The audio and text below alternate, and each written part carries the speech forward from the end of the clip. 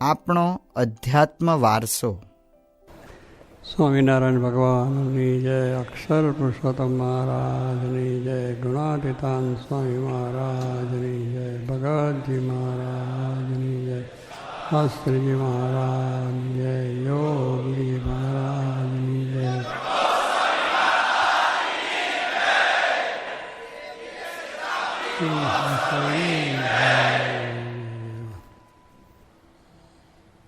આપણે આજે ભવ્ય વારસો જે મળ્યો છે એની વાત કરવાની છે. ગ્રસ્તો છે હોય એને પણ વારસો હોય છે, બીજાને ઘણાને પણ વારસો હોય છે. અને એ વારસાની અંદર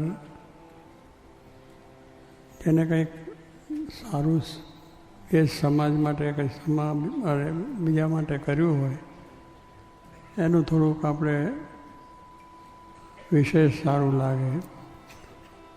પણ એના કુળની અંદર, એના વારસાની અંદર જો બધા માણસો ખરાબ હોય, થયા હોય કુટુંબમાં ભાઈ, તો એને માટે બધાને ધિક્કાર લાગે કે આનું સમાજમાં છે.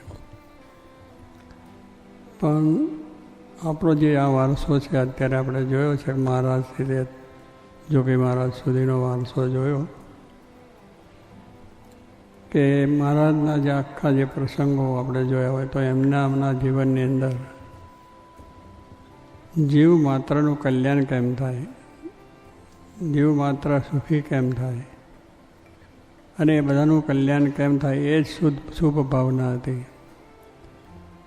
અને એ ભાવનાની અંદર એમને ઘણી વાતની ઉપાધિઓ પણ સહન કરવી પડી હતી, મુશ્કેલીઓ પણ સહન કરવી પડી હતી, પણ છતાં એને સહન કરીને જે પોતાનો ધ્યેય નિશ્ચય લઈને આવ્યા હતા એમાં અડગ રહ્યા. અને લોકોને ગામો ગામ જઈને, ઝૂંપડે જઈને પણ આ વાતો કરી. એમને જે સંતો બનાવ્યા એ પણ બહુ સુખી સંપન્ન માણસમાંથી આવેલા હતા, છતાં પણ આ ભગવાનનું કાર્ય હતું એને માટે પોતે લોકોનો માર સહન કર્યા અને કેટલી કેટલી ઉપાધિઓ પણ સહન કરી. તો પણ એ પાછું એમ વિચાર કર્યો નથી કે આપણે હવે આ મૂકી દઈએ. જેમ આપણે કહે છે ને કે આ હોમ કરો ફતે છે આગે, બોલીએ છીએ આપણે બધા, યા હોમ થવાની ફતે આગળ છે. તો એનું શું ફતે આગળ છે કે આપણે આમાં જો ઉમરી જઈશું તો આપણી અક્ષરધામની પ્રાપ્તિ છે એ મોટી પ્રાપ્તિ મળે છે. આ કંઈ સામાન્ય વાત નથી કે ચાલો આપી દીધું ને થઈ ગયું, એમ નહીં. આ તો નક્કર વાત. મહારાજ બોલ્યા છે કે અક્ષરધામમાં બધાને લઈ જવા છે અને અક્ષરધામની પ્રાપ્તિ કરાવી છે. ગુરુનાથ સ્વામી પણ બોલ્યા છે, શાસ્ત્રી મહારાજ, જોગી મહારાજ, બધા એ સામાન્ય વ્યક્તિ નહોતા કે લોકોને છેતરવા માટે કે લોકોને ખોટું સમજાવીને લઈ જવું નહોતું. પણ એમની એક વાત નક્કી જ હતી કે આ બધું આપણો સમાજ છે, પણ એમાં સાચી વાતમાં સહન તો કરવું જ પડે છે. ગમે તે ભગવાન રામ આવ્યા તો એના જીવનમાં જુઓ, કૃષ્ણના જીવનમાં જુઓ, મોટા આપણા આચાર્યો થઈ ગયા છે એમના જીવનમાં જુઓ, અને આપણા સંપ્રદાયની અંદર પણ મહારાજને, સંતોને પણ કેટલા બધા માર્યા, બહુ જ માર્યા. અને છતાં પણ ભગવાન શ્રીજી મહારાજ છે એ જે નિષ્ઠા, એમાંથી પાછું મન પડ્યું નથી કે માર ખાઈને અહીંયા જીવું એના કરતાં આપણે ઘરે સુખી હતા તો ત્યાં જઈને પાછું કરીએ, એવું નહોતું. જે લીધો છે બેક ને જે એને માટે સમર્પણ થયા છે એમાંથી પાછો પગ ના પડે, ભલે સહન કરવું પડ્યું. અને સહન કરવાનું જ સુખ હતું. એટલા માટે શ્રીજી મહારાજ શિક્ષાપત્રીમાં લખ્યું છે કે સંતોન બનાવવા માટે કે કોઈ મારે, તાડન કરે, તિરસ્કાર કરે, અપમાન કરે તો પણ તેનું સહન કરવું તમારે. સંતો કંઈ સામાન્ય નહોતા, જ્ઞાનની દ્રષ્ટિ બીજે છે, પણ આમ તાકાતમાં પણ જો આવ્યા હોય તો 5 હાથને હડફાડી નાખે એમાં દરબારો હતા.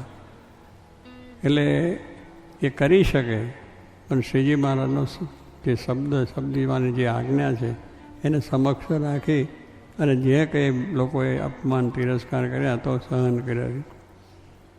એટલે કહેવાનું કે સહન કરીને પણ લોકોનું સારું કરવું એ બહુ મોટી વસ્તુ છે.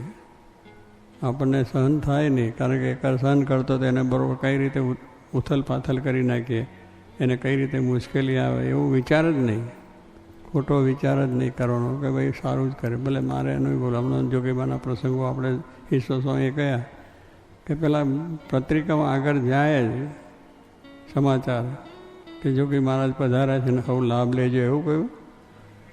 પત્રિકામાં લખ્યું તો જશો નહીં, બંડિયા છે ને બધા આવા છે ને તેવા છે ને ભૂત થયા છે ને બધું કેટલું લખેલું હોય. ગમે એની ચાનક ચડી જાય, હરિભક્તોને તો ચડી જાય ને. પણ જોગી મહારાજનો એક જ શબ્દ કાંઈ કરવાનું નહીં, ને તો થઈ જાય. સ્વામી કે જાઓ તો કેટલું ગામમાં ઉત્પત્ત થઈ જાય, કેટલી મોટી ઉપાધિ થઈ જાય. અને લોકોને શું થાય કે આયા હતા સમાગમ કરનાર તો લોકોને ઝઘડા કરાવે, એ વાત બની જાય. પણ એ વાત જતી જ નહીં. ઝઘડો જેના જીવનો નથી, ખોટું કરવું એવું જેવું નથી, માન કરે અપમાન કરે તો પણ સહન જ કરવું છે. તો આજે આપણે એમના ગુણ ગઈએ છીએ, એ આપણો વારસો છે કે આપણે જે આ જ્ઞાન મળ્યું છે સાચું છે, આપણને જે સત્સંગ મળ્યો છે સાચો છે, અને એને માટે આપણે બલિદાન આપવાનું છે. અને જે તેગડે આપણા શાસ્ત્રી મહારાજના વખતમાં તો મોતી ભગવાન કે અમે સૌ સ્વામીના બાળક મરીશું સ્વામીને માટે, અમે આ યજ્ઞ આરમ્યો બલિદાનો અમે થઈશું. આ વાત જે હતી તે ઘડીએ પણ એટલે બધી ઉપાધિઓ એમને તો બધી ભક્તોને તિરસ્કાર, હરિભક્તોને નાત બહાર મુકાતા હતા.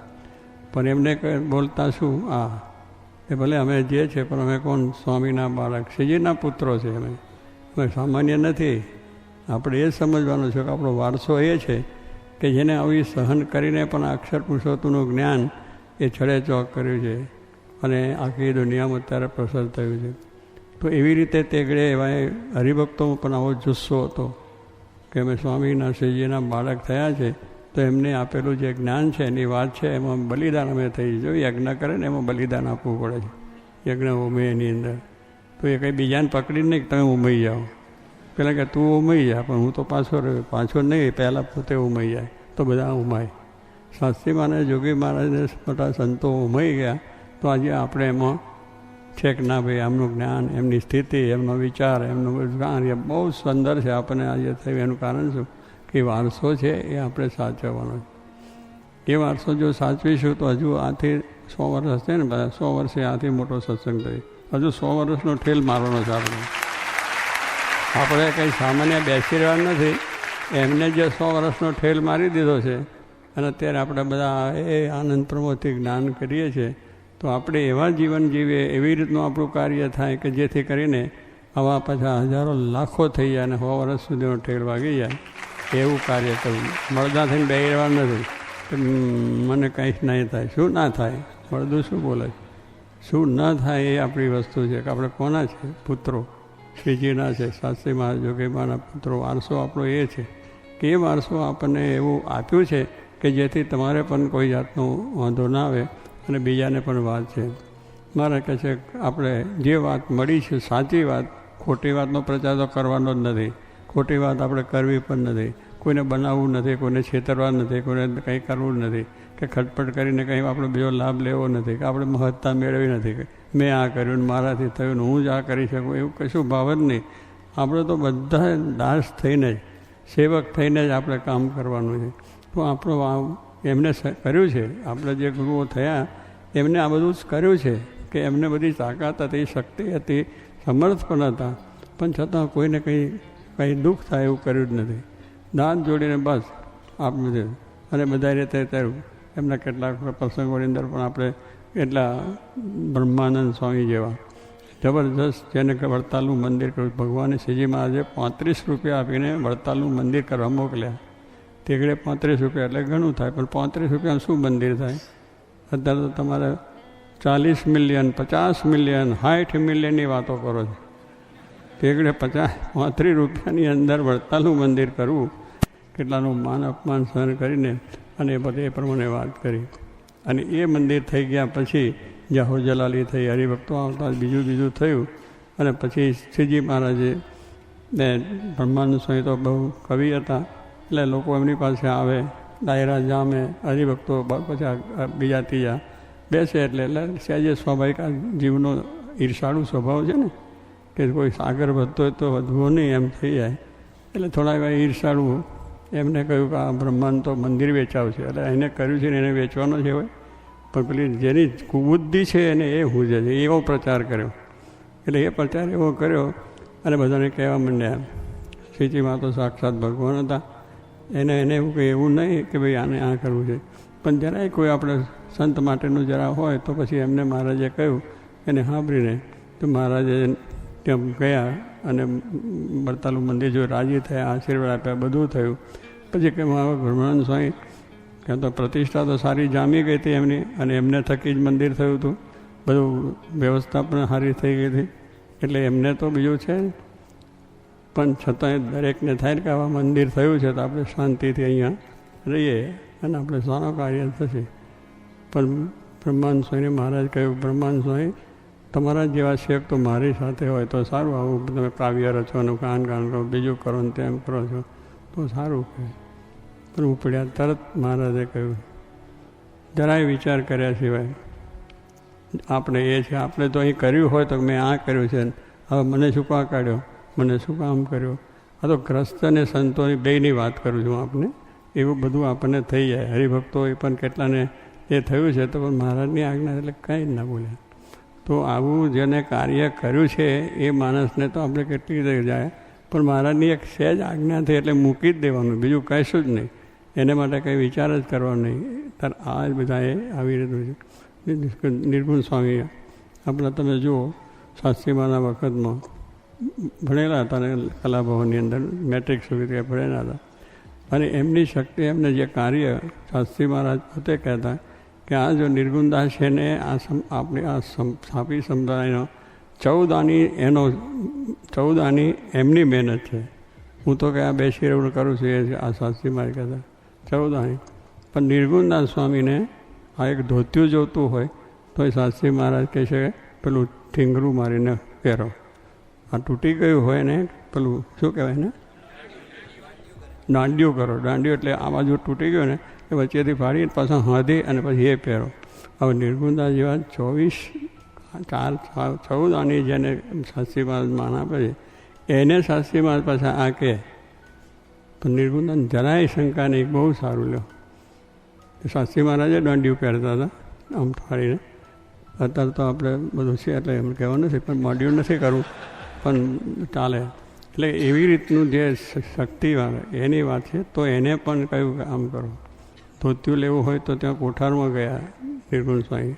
કોઠારી ભક્તિ બધાએ કહ્યું પેલું જૂનું એટલા પછી આપવું. અમારે એવું છે ને, જૂના થાય એટલે કોઠારમાં આપે એટલે કે પ્રસાદી વરસાદી બાંધવા કામ આવે, જૂની રીત બધી એવી. એટલે પેલા કોઠારી કહ્યું એટલે નિર્ગુણ જરા નિર્ગુણ સ્વામી એવું જરા આટલા પણ હતા. એટલે સાસુએ કહે આ તો કોઠારી મને કહે ધોતી વગર જો આ લાવો ને તે લાવો એવું કરે, આમ કરે. સ્વામી કહે તો મારે કરવાનું અને તમારે કરવું, કોઠારી કેમ કરવાનું. આ તોય નિર્ગુણ સ્વામીને કોઈ દિવસ સ્વભાવને આ પડી રહ્યું તમારો હાલ્યા એવું કરીને છૂટો સંપ્રદાય નથી કર્યો.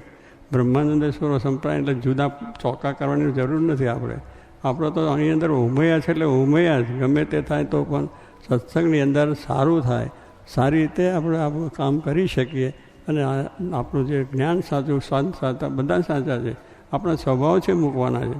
આપણા સ્વભાવ જ્યાં સુધી છે ત્યાં સુધી સત્સંગનું સુખ આવે નહીં. જ્યાં સુધી રોગ હોય ત્યાં શરીરને સુખ આવે.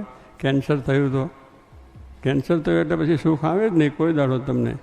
એમ આ સત્સંગમાં કેન્સર જો થઈ ગયું તો પતી ગયા.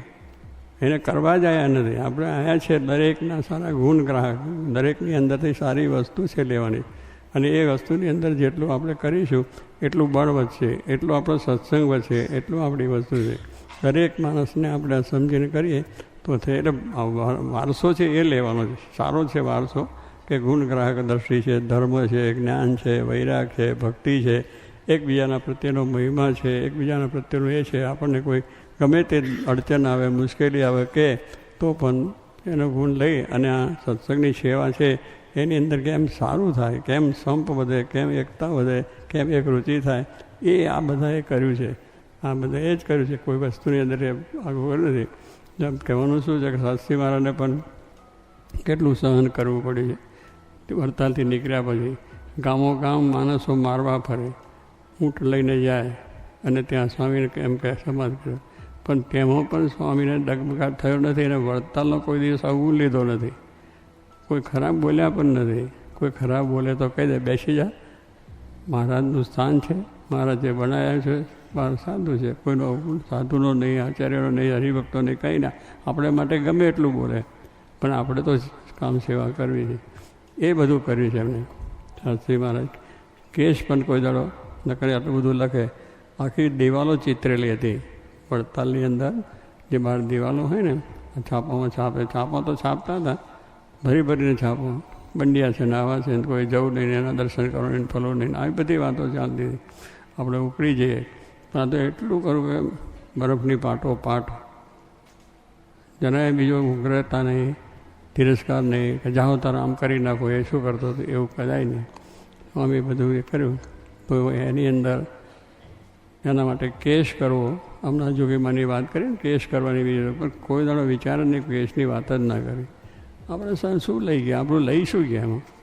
એ માણસે આપણને માટે ગમે તે કહ્યું, આપણું લઈ ગયા ખરો? આપણા ગુણ છે લઈ ગયો છે, આપણી મૂડી છે આપણે સાચો, બીજે ભલે બોલ્યા કરે. તો જો કહેવાનું શું છે કે એમનો વિચાર જ હતો, આપણે જે સાધુતા જે ધર્મની છે એ આપણે સાચવી રાખો. બાકી બધાને જે કહેવું હોય કે અને આપણે સેવા થાય કરવાની. તો એક દાડો કોઈ દિવસ આ કેસ પણ કર્યો નથી. વડતાલનો કેસ એક થયેલો છે એટલે કદાચ તને બધાને સાંભળવામાં આવે, પણ એ કેસ તો શાસ્ત્રી મહારાજે કર્યો નથી. સામે વડતાલે કરેલો હતો. અને વડતાલે ગયેલો એટલે ગામ, એક નાનું ગામ છે ને એ ગામની અંદર મંદિર એટલે મૂળ તો વડતાલ થવાનું. એમાં સાધુ આપણા જઈને કથા વાર્તા કરતા એટલે એને કાઢ્યા એમાંથી બધો કેસ થયેલો કે આ મારું વડતાલની સંસ્થાનું આ મિલકત અરે સંત મંદિરો છે એટલે એમાં આ લોકોને કોઈ દાનો પ્રવેશ કરવો થવા દેવો નહીં. એવો બધો કેસ કર્યો ને કેસ ચાલ્યો. પણ એ કેસની અંદર પણ સ્વામીએ કોઈ દિવસ બીજી રીતે એની અંદરને એ લોકોની કોઈ ખરાબ વાતો છે એને માટેનો કોઈ બીજો ઘણા કોઈનું જોવા માંડીએ તો આ કંઈ સંસ્થા કેટલું નહીં કરે. પણ કહેવાનું શું છે કે એકબીજાના ગુણ ગાવાથી કોઈ દાડો વૃદ્ધિ થાય જ નહીં, એમાં કોઈ દાડો વિકાસ થાય જ નહીં, એટલું સમજી રાખો. દરેકના ગુણગાન ગાવ તો સમાન થઈ જાય. એટલે એવી રીતે આ સ્વામીએ જો કરવા ધાર્યો તો કેટલા પ્રસંગો એવા બની જાય અને કેટલી જાતની અશાંતિ ઊભી થાય. પણ આપણે સહન કરો. તે ભાઈ કેસની અંદર કોઈ પુરાવા એવા નથી આપ્યા કે આમ કરે છે, આ સાધુ આવા છે, કે આચાર્ય આવે છે. બીજું મહારાજે કહ્યું કે મહારાજને પ્રસાદીને મંદિર કરવા પણ જવું, દેવને ધર્માદો પાછો આપો. એવું હરિભક્તોને કહે કે આપણે વડતાલ જાઓ તો ત્યાં ધર્માદો આપો, રસોઈ આપી અને ત્યાં આગળ દર્શન કરવા. કોઈ માન કરે અપમાન કરે તો મારાના દર્શન કરી નીકળી જવું, પણ ધમાલ તો કરવી જ નહીં. આવું વસ્તુ છે. એટલે કહેવાનું કેસ જે થયેલો તો કેસમાં આપણી જીત તો થઈ છે, નથી થઈ એવું નથી, પણ કહેવાનું શું છે કે એનોય પોરહ નહીં કે હવે આપણે જીત્યા છે તો એને પછી ખરાબ બતાવી દઈએ. જીત્યા પછી પાવર આવે ને પાછો કે આપણે જીત્યા હવે એને ખબર પાડી દો, એવો સંકલ્પ જ નહીં. આપણે કાંઈ નહીં, બધું મહારાજ દયાથી સારું.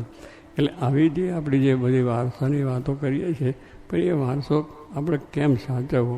ઉગ્ર ન થવું તો આપણે વારસો સાચવે. બાપનું મિલકત છે મળી હોય આપણે વારસામાં, સારી પૈસા ટકા સમૃદ્ધિ જમીન જાગીર બધું, પણ એનો તમે સારો ઉપયોગ કરો તો તમારી પ્રતિષ્ઠા વધી જાય આગળ.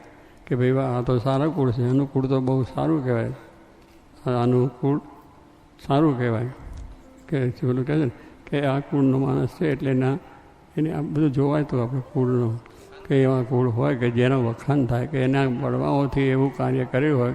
ખાનદાન કહીએ ને કે ભાઈ આ ખાનદાન એટલે શું કોઈનું ખોટું જ ના કરે, એના કુળમાં બધા થયા હોય, એને સારું જ કર્યું હોય, તો પછી એને વિચાર જો કરીએ તો આપણી પ્રતિષ્ઠા વધે અને થઈ જાય. તો આપણી પર એવું કુળ છે કે જે પરંપરા છે એ પરંપરામાં મહાન સમર્થ પુરુષો હરિભક્તો થયા. તે અહીંયા આપણે બતાવ્યા છું. મોતી ભગવાનના આશાભાઈને, મગનભાઈને, હરમનભાઈને, આ બધા હરિભક્તોની વાત કરી. મણિભાઈ છે, આ ખાજર બતાવ્યા છે. એમાં બધામાં તો શું આવો તો અનેક, એક પાપ તો 5-6 તો આપણે જ બતાવ્યા છે, પણ અનેક એવા હરિભક્તો સમર્પણની ભાવના, આ સહન કરેલી ભાવના, તન મન ધન અર્પણ છે. આશાભાઈને બંગલો ભરી ગયો, બધું સાફ થઈ ગયું, ઘરમાં સવારે ખીચડી ખાવાના દાણા નહીં. એ વખતે શાસ્ત્રી મહારાજે કહ્યું મારે 500 રૂપિયાની જરૂર છે. એ ઘડીએ સ્વામી તો બહુ સંકોચ થયા, પણ આશા કે શું કામ છે તમે બાયા માટે કહો. તો સ્વામી કે આવું છે ને એટલા માટે આવ્યા, પણ હવે તમારે ભરી ગયું બધું. એટલે સવારે કપડાં વેરે જ નીકળી ગયા, બધું ભરી ગયું. પછી કે હવે મારે કેવી રીતે વાંધો? સ્વામી કે કાંઈ વાંધો નહીં, અમે તમારે જે ઈચ્છા હોય તો કહો 500 રૂપિયાની વાત. તો પણ સ્વામી કે આપણે કહેવાય કે લવાય કે તો તો સ્વામી કે જો અમે આ બધું તો ભરી ગયું છે, અમારે કશું રહ્યું નથી, પણ અમે આની જાત વેચીને પૈસા લાવીને તમને આપશું. 500 રૂપિયા લેવામાં પોતાની જાત વેચવાની વાત કરી, ઉધાર લાવ્યા, વ્યાજે લાવ્યા, લાવીને આપ્યા વ્યાજ. હવે તે વખત કોઈને સંકલ્પ થાય ખરો કે સ્વામી તમે શું ગાંડા જેવી વાત કરો છો, આ હું મારું ભરી ગયું છું ને પૈસા. અને સ્વામી પણ એમ સમર્થ છે કે ભક્તની પરીક્ષા થાય કે હવે સમયે પણ ભક્તને કેમ નિષ્ઠા છે, શું સમજણ છે એ જોઈ કે આ સ્વામીની એ સમજણ કે હવે સમયે પણ કાર્યું. અમે તો કેશી કે જે છીએ બેઠા છે, એના દાદાની વાત કરીએ.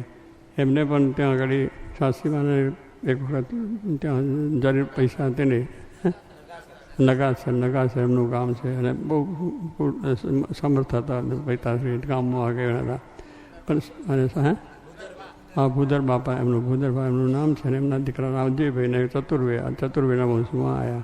પણ એ બધા તરસ છાતી કરીને કામ સેવા કરનારા બધા. તો શાસ્ત્રીમાં ત્યાં ગયા, પણ એમના ભૂદરબા હતા એમના ઘરેથી એટલે એમના દાદીમાં એમને થયું કે આ બૈરન જરા થોડું થાય ને, આ પૈસા લઈ જાય તો આપણે શું થશે, આપણે મૂડી તો છે નહીં. એટલે મારા ઘરે ગાળા એટલે પટારામાં પૈસા મૂક્યા ને પટારા પર ચડી બેઠો કે હવે નહીં કરો, હવે તો શાસ્ત્રીમાં તો જવાય નહીં. એટલે બૈરાને પેલા એમના ભૂદરભાઈ નીચે ઉતાર્યા અને થોંભલારે જરા બાંધ્યા. પછી પૈસા લીધા, શાસ્ત્રીમાં ગયેલા પૈસા. અને હવે હું તમે આપણે ચાલો ગાડીએ મૂકો તો ગાડીએ મૂકી આવ્યા, પછી આવીને છોડ્યા. આ સમર્પણની વાત કરું છું કે એવે વખતે પણ પોતાનું ધન ધામ કુટુંબ પરિવાર સમર્પણ થઈ જાય. તો આપણે એ છે કે એ અત્યારે પણ એવા બધા થયા છે. અત્યારે પણ ઘણા આપણા હરિભક્તો છે કે જેને કંઈ ના હોય તો પણ બિચારા કરે, દેહથી સેવા કરે છે, મનથી સેવા કરે છે. સત્સંગમાં એનું કેટલું અપમાન થાય, કેટલું એને ના થાય, કેટલા હોય ને. તો અહીંયા એને બેસવાની પણ જગ્યા ના હોય, ખાવાની સગવડ, લાખો રૂપિયા સેવા કરે, પણ અત્યારે એમને આવીને બધે ગમે ત્યાં બે તો એને કંઈ નહીં. બહુ સારું. આપણે ક્યાં આપણે ભગવાનનું છે અને ભગવાનને આપ્યું છે તો કહેવાય ને કોઈ ઈચ્છા અપેક્ષા નહીં. પાછું એનું અપેક્ષા જેને છે કે અપેક્ષા એટલે દુઃખ આવે જ, પણ અપેક્ષા નહીં કે હું સત્સંગમાં મેં આટલી મોટી સેવા કરી, મારું માન પાન બધું ખાવાનું પીવાનું ઉતારા પાણીનું બધું સાચવવાની, એટલા માટે અહીંયા આવતા જ નથી. આપણે ખાનપાન ખાવાનું ઘરે ક્યાં ઓછું છે, બધા બંગલા છે, મોટર છે, ગાડીઓ છે, જ્યારે જે જુઓ ખાવું પીવું બધું છે. આપણે ક્યાં છે? અહીંયા શું કરવા આવ્યા? આ શિબિરમાં શું કરવા આવ્યા? આ જ્ઞાન મેળવવા માટે આવ્યા. પણ અહીંયા ઈચ્છા રાખીએ કે મને ના સગવડ, મને ના પૂછ્યું, પહેલાંને બોલાવે ને પહેલાંનું એ કરવા. આપણે ઘરે તો બધી સગવડ હતી, ખાવાનું પીવાનું, બંગલા મોટર હોવાનું બધી સગવડ છે, થતો અહીં આવ્યા શું કરવા કે સત્સંગ થાય, આ જીવમાં આ જ્ઞાન પ્રગટ થાય અને આપણે સુખી. એટલા માટે જોગી મહારાજ એક વખત વાત કરી ગોંડલમાં કે આપણે હરિભક્તોને આવે એટલે મોટો સમૂહ હોય તો સગવડ તો હચવાય ના હચવાય તો હોય, છતાં બધી સગવડ હચવાય. પણ કેટલાકને વિચાર ઘરથી નીકળે ત્યારથી કે ત્યાં જઈશું તો ઉતારો મળશે કે નહીં મળે, ચા પાણી સારું મળશે કે નહીં મળે, તો ત્યાંથી ઘરથી જ ના આવે. કારણ કે ત્યાં સુખ લેવાનું, ઘરમાં બધું ખાતા. બરી બીજા તો જાય તો બીજા કહેતા હોય તો જઈએ પણ હવે ત્યાં જઈને શું થશે, કેમ થશે એ વિચાર કરે. અને કેટલાક તો સમાગમ કરવા જાય એટલે ત્યાં જાય તો બધા આવે તો જોગી મહારાજ વાત કરી કે જો આપણે અહીંયા શું કરવા આવ્યા, અહીંયા સભામાં આવ્યા, ઉત્સવ કરવા આવ્યા છે, શું કરવા આવ્યા છે, કંઈ ખાવા આવ્યા છે, તમે અહીંયા કરતો ત્યાં તો તમારા ઘરે ગરમ રોટલી અને ગરમ બધી ચા ને બધું મળે કે ના મળે. એટલે ઘરે તમે આવું સારું મૂકીને આવ્યા છો. હોવાનો બંગલો પલંગ ને બધું સારું પલંગમાં સૂતા હતા અને ચા પાણી ને મીઠું ને બધું અને ખાતા, બધી સગવડ હતી. એ મૂકીને અહીંયા સુધી શું આવ્યા? આ ખાવા પીવા આવ્યા તો ખાવા પીવાનું ઘરે હતું, અહીં બંગલા હોવા આવ્યા એ નથી. સત્સંગ કરવા, જીવના કલ્યાણ માટે, મોક્ષ માટે એની ઈચ્છા ના હોય. પર્વતભાઈ છે મહારાજના વખતના, પર્વતભાઈ છે 7 દિવસ ત્યાં મહારાજ ગરડામાં કથા વાર્તા થાય અને બધા હરિભક્તો આવે કથા કરે. એટલે કથા ચાલતા હતા અને પર્વતભાઈ આવે તો ઘરેથી પોતાના ટીકડે બધું લઈને જાય એટલે ઘેલાને કાંઠે ઉતારો, ત્યાં પોતે રહે, ત્યાં નાહી ધોઈ અને સવાર પાછા મારા દર્શન કરવા જાય, કથા વાર્તા સાંભળીને પાછા જાય. એટલે જે કંઈ હોય ને તો ચના મમરા હોય, ટેકડે ફ્રૂટ હોય એવું ખાઈને રહેતા. એ 7 દિવસથી કથા વાર્તા આવીને બેસે એટલે ભક્ત કેવા હતા? નિષ્ઠાવાના, મહારાજને સમર્પણ થયેલા હતા. ધર્માદો પણ પૂરો કાઢે, સેવા પણ પૂરેપૂરી, બધું મહારાજનું છે એમ કરીને પોતે. એમને 7 દિવસ પછી મહારાજે જો મહારાજ તો લીલા કરે ને એટલે કહ્યું, પર્વતભાઈ આમ પેલું દર્શન કરો, આમ તો બે પાછા આવ્યા દર્શન. પર્વતભાઈ તમે ક્યારે આવ્યા? ઓ મારું તો પહેલેથી જ આવ્યો છું. તો પણ તમે ક્યાં રહો છો, શું જમો છો, કેવી રીતે છે? મારે બધું થઈ રહે છે. કેમ તો કહે જો નદી કિનારે રહું છું, સવાર ઉઠીને નાહવું ધોવાનું બધું થઈ જાય છે, પાંચ પૂજા કરી અને અહીં આવી જાઉં છું. બ્રેકફાસ્ટ તો તે દાડા તો નહીં, બ્રેકફાસ્ટની તો વાત જ નહીં. અત્યારે તો બ્રેકફાસ્ટ ને ફેસફાસ્ટ ને ડેશફાસ્ટ ને કેટલા ફાસ્ટ આવે, અનેક ફાસ્ટ આવી જાય. એમાં પછી અનેક વાનગીઓ, બ્રેકફાસ્ટમાં અનેક વાનગીઓ થાય અને એમાં પછી 10,000 અને ખાવાનું પીવાનું જેવું ચીનનું ખાવાનું, ચાઇનીઝ, પછી પંજાબી, પછી મેક્સિકન, બધી ખાવાનું. એટલે તારા ઘરમાં થાય ખાઈને મેક્સિકન ખાતો એને ઘરે ખાય, તું તારે ઘરે ખા. મારે આ જ છે જો આવા ચટાકા બટાકા કરું આ ભગવાન ભજાય ખરા. આ ચટાકા બટાકા કરીને ભગવાન ભજવા કશું ને બધું મૂકી દેવાનું, જે મળે ખાઈ લેવાનું. મમરા ચના ફાંકીને લોકો ત્યાં સમાગમ કરતા હતા. ત્યારે એવો સમય એટલે એવી રીતે પર્વતભાઈ ત્યાં કહ્યું. પછી મહારાજે બ્રહ્મચારીને બોલાયા. બ્રહ્મચારી ના જીવુબા લાડુબાનો વહીવટ એક હતો ને એનો કે આ પર્વતભાઈ આવ્યા છે, એમને તમે કંઈ ઉતારાનું પૂછો, જમવાનું પૂછ્યું, કંઈ કર્યું ખરું? કે મહારાજ પર્વતભાઈ તમારા ભક્ત છે એટલે તમારા બ્રહ્મચારી સેવક હોય એ ખબર રાખે ને, બીજા કોઈ રાખે? એમને રાખવું જોઈએ ને. કંઈ બ્રહ્મચારી સેવા ભાવે તને બહુ મારો થાય એટલે સેવક ઉપર કર્યું. બ્રહ્મચારી પૂછ્યા તમે કેમ બ્રહ્મચારી ખબર નથી રાખતા, આપણે જોડે ફરો છો, જાણો છો, કરો છો? તો પછી એ પ્રમાણે એમને પણ કહ્યું કે મહારાજ આ તો દરબારના મહેમાન કહેવાય, આપણે કે જીવુબા લાડુભાઈ સમયો કરે છે એમને ખબર, આપણે શું ખબર? એટલે એમને પૂછવાનું એ કરતા હોય ખરા. તો જો બ્રહ્મચારી એમનું કહ્યું, જીવુબો લાડુને પૂછાયું તો જીવ લાડુ કે મહારાજ હવે તમારા ભક્ત તમારી પાસે બે એટલે બ્રહ્મચારીએ ખબર રાખવી જોઈએ ને, તો એ ખબર રાખે, હંમેશા ને રાખી. તો પર્વતભાઈ આવતો આમ પેલો રાખે પેલો. પર્વતભાઈને એવું કશું જ નહોતું કે મારું કેમ ના રાખ્યું, કેમ નહીં, પણ પોતે જે સેવા જે ભક્તિને એ છે એ કાયમ જીવતા સુધી પોતે કર્યું. પણ કોઈ બ્રહ્મચારીનો અવગુણ નહીં, જીવવાનો નહીં, સત્સંગનો નહીં, કોઈનો અવગુણ નહીં. અને મહિમા આપણા સત્સંગોની આસ્મિતા હતી આપણા આ વસ્તુ કારણ. એટલે કહેવાનું શું છે કે આવા પ્રસંગોએ આપણે પાછા ના પડીએ, આવા પ્રસંગે આપણો સત્સંગ પાછો ના પડે. એટલી જ બળભરી વાત છે. કેમ છે સત્સંગ? અરે ખરેખરું છે. ખૂબ સમયો સારો થયો, ખૂબ સારી રીતે વાત થઈ, બળભરી વાતો કરી જોગી માગે. જ્યાં કહેવાય ને ભલે ત્યાં આપણે ઠેકાનું ના હોય, પણ જે સમયો તો સર્વોપરી થઈ ગયો. શું કથા વાર્તાને, શું દર્શનને, શું વસ્તુ છે, આ બધું છે વારસો જ. આ બધું આવું થયું છે છતાં મોરી વાત નથી કરી, મોરા સંકલ્પ કર્યા નથી, કોઈને પાછા પાડ્યા પણ નથી, અને આ સત્સંગ વધાર્યો છે. તો એ વારસામાં આપણે બેઠા છે, એ વારસો મળ્યો છે, એમાં આપણે બધા બેસવાનું છે. તો આવો વારસો આપણે બધાને સચવાય. હજુ આપણે મેં કહ્યું ને પાછા 100 વર્ષની ઠેલ એવી મારવી છે કે આ બધું ધમધોકાર ચાલે, પણ આપણા જીવનમાંથી, આપણા વર્તનમાંથી, આપણી સહનશીલતાથી, આપણી નમ્રતાથી, એમને જેમ નમ્રતાથી વધાર્યો છે એ રાખીને સુરભાવ એકતા આ સિદ્ધાંતો રાખીને કરશું તો કોઈ વાંધો નથી. અને કોઈ સત્તા કે કોઈ બધી શક્તિ હોય એ આપણને કંઈ કરી શકવાની પણ નથી, એ નિશ્ચિત વાત.